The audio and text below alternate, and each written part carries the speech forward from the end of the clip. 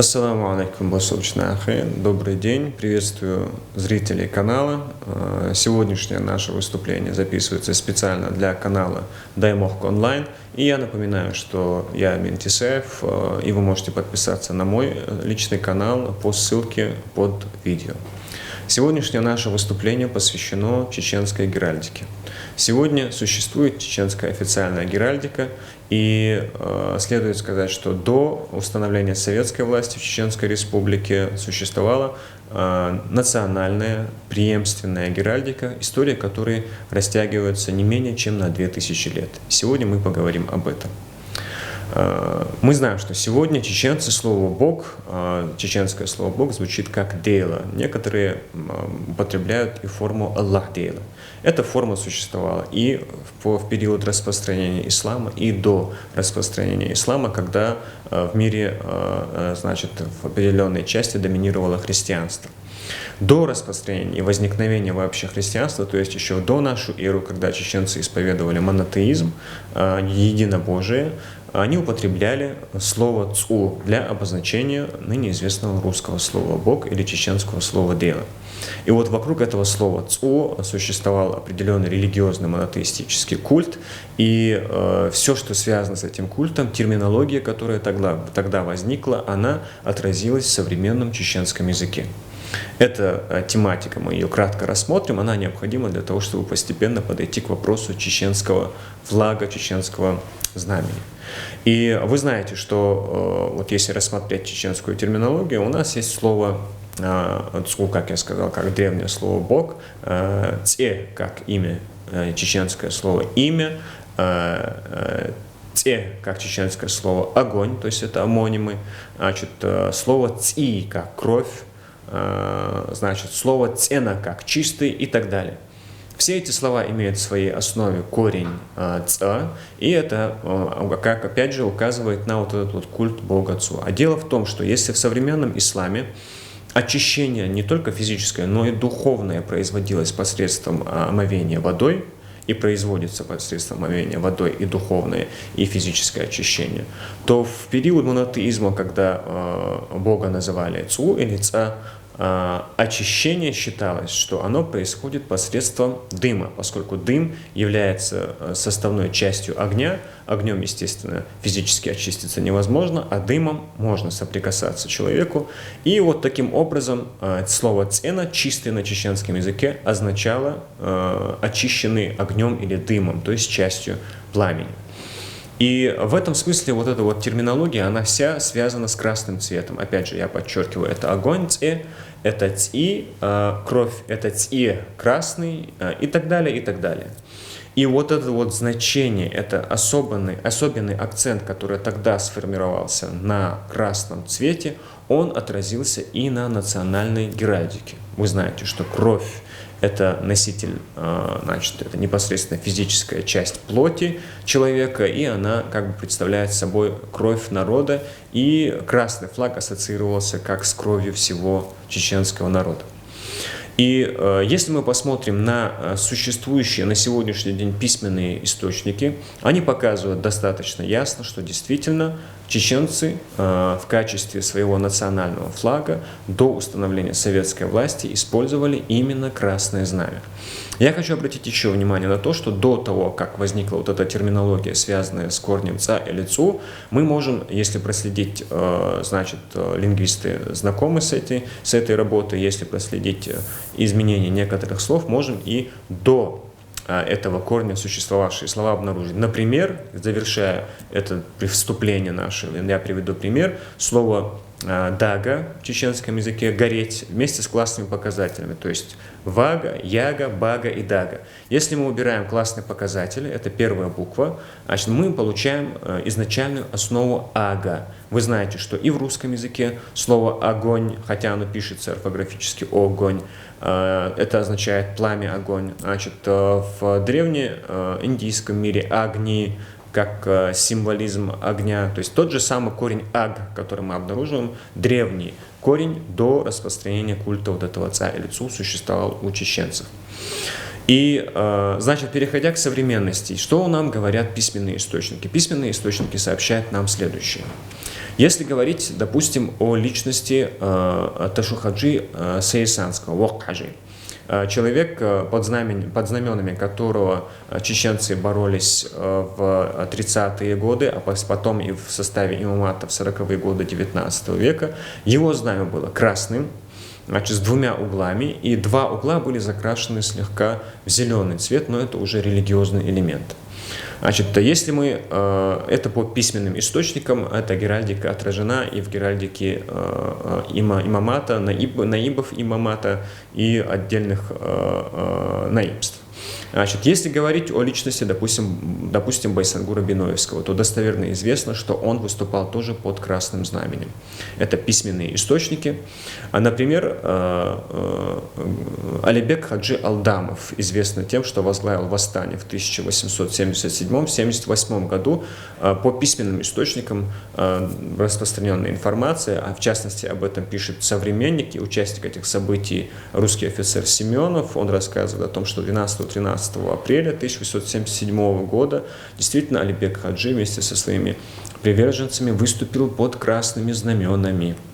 Значит, это письменные источники. Если говорить о неписьменных источниках, то, допустим, пока что, по крайней мере, мы их не обнаружили. Таймиев Бибула тоже сообщается о том, что он выступал под знаменем красного цвета. Единственное, уточняется, что значит, был дополнительный элемент в этом символе. Это желтая пятиконечная звезда посередине красного полотнища.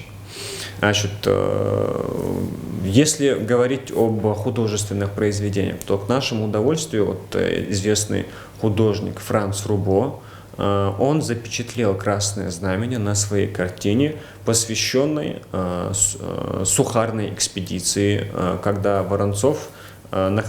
граф Воронцов во время своего даргинского похода находился в Дарго, и, значит, когда двигался провиант через Анди в сторону Дарго, этот провиант перехватили воины имамата, и случилось сражение под Дарго. И во время этого сражения оно отражено на картине Франца Рубо, на котором мы обнаруживаем опять же красное знамя на стороне воинов имамата. Ну, речь идет о чеченцах. Опять же, это уже отражение геральдики в художественном искусстве. Значит, если говорить об предыстории, значит, есть ли еще какие-то сведения, которые могут, значит, показать этот переход от периода до нашей эры, о котором мы сказали, и уже современности, то мы можем привести период с аланского времени. Допустим, есть такой источник, называется он Тарих Джафар, это письменный источник, историческое произведение, сочинение. И в нем сообщается о том, что у Алан, а мы об этом постоянно пишем, в принципе, это никто никак не может и не будет отрицать, известные алановеды об этом пишут. Вопрос только в том, что чеченцы были частью Аланского союза однозначно, речь споры только о том, какой статус они занимали и где находилась столица Алания. Так вот, в Тарих Джафар сообщается о том, что красный стяг был у асов, то есть у Алан. У Алан был красный стяг, опять же красное знамя. И вот вы видите преемственность. Вот первая половина первого тысячелетия до нашей эры, когда исповедуется монотеизм, дохристианский еще у чеченцев, когда Бога называют Цу или Ца.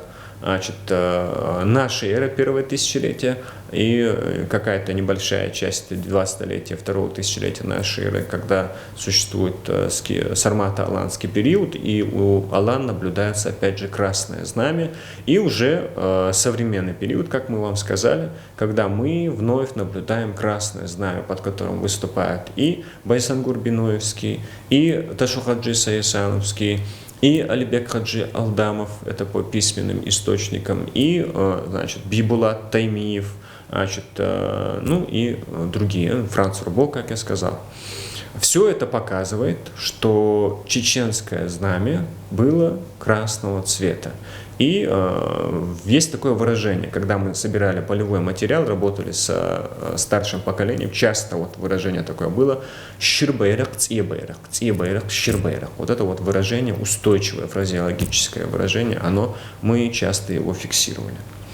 Значит, есть еще некоторые параллели, кстати говоря, вот, чтобы вы понимали, красный цвет, почему кровь, почему нация, почему чеченцы. Вот чеченское слово «чир», допустим. Сегодня выражение «чирьяхка» означает взять, значит, отомстить, но в действительности слово «чир» означает кровь.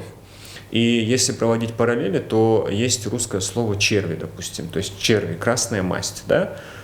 Если возникает вопрос у людей, а при чем здесь черви, если там какое-то созвучие со словом червь появляется, какие-то параллели люди проводят, то и здесь ничего странного нету, потому что вот кошинельные черви красного цвета, из них пигмент красный извлекали и использовали его как красильное вещество. То есть здесь тоже вполне вероятно, я не исключаю, что этимология слова червь тоже уходит в красный цвет.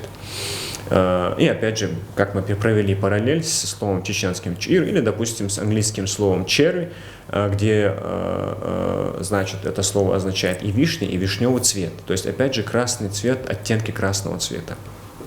И сегодня мы наблюдаем вот эту тенденцию, когда отдельные общества целого народа, исповедуя такие сепаратистские убеждения, пытаются национальные элементы использовать как нечто принадлежащее или принадлежавшее только их отдельному обществу. Тоже касается красного знамени. Вот сейчас мы наблюдаем, когда некоторые общества пытаются заявить, что это их отдельная символика, которая была только у них. И вот, дескать, они вот были народом, у них была своя символика, и было у них красное знамя. Так вот, те факты, которые мы перечислили, во-первых, уже сами по себе полностью опровергают это. Это и документальные источники, исторические источники, это и источники этнографии и лингвистики. А во-вторых, вот одно из обществ, как мы сказали, утверждает, что красное знамя принадлежало им.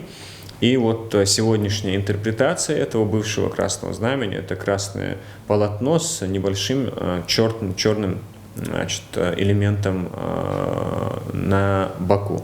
Так вот, я вынужден сказать, что такое же красно-черное знамя было, допустим, у генерала Людерса во время похода графа Воронцова в горы Чечни. Значит, таких параллелей мы можем проводить много. И утверждать, что, допустим, на полотне, где изображается сражение значит, Валерике, известное сражение, в котором принимал участие и Лермонтов, что красные знамена, которые там развиваются, что они связаны, опять же, только с одним определенным обществом. Опять же, на фоне тех фактов, которые мы перечислили, это абсолютное заблуждение. Тем более, что в этом сражении участвовали не только выходцы из одного общества, но и, допустим, представители, они сегодня поименно называют своих предков, которые участвовали в этом сражении. Это выходцы из степов Тумсу, это выходцы из степов Нашхой, это выходцы из степов Якы и так далее. Поэтому здесь заблуждаться не надо. По крайней мере, можно в глупом виде предстать перед обществом, когда речь идет и пойдет о фактах. Вообще, надо сказать, что красный цвет не только как символический цвет, но и практически достаточно был для Кавказа, поскольку на Кавказе произрастала марена, и из нее тоже извлекались вот эти красные пигменты, и она использовалась как красящее вещество. И надо сказать, что по тем источникам, которые имеются, вообще красная обувь из красного софьяна обувь на Кавказе, она считалась княжеской обувью, а желтый цвет обуви считался уже дворянского происхождения. Естественно, чеченцев это в смысле сословности не касалось, но склонность к ношению красной обуви, конечно же, присутствовала, опять же, в силу того, что чеченцы считали себя всецело княжеского или высшего сословия. И все это было сказано для того, чтобы обратить внимание на то, что чеченцы издревле использовали и относились к красному цвету как к национальному цвету, и красное знамя было национальным знаменем чеченского народа.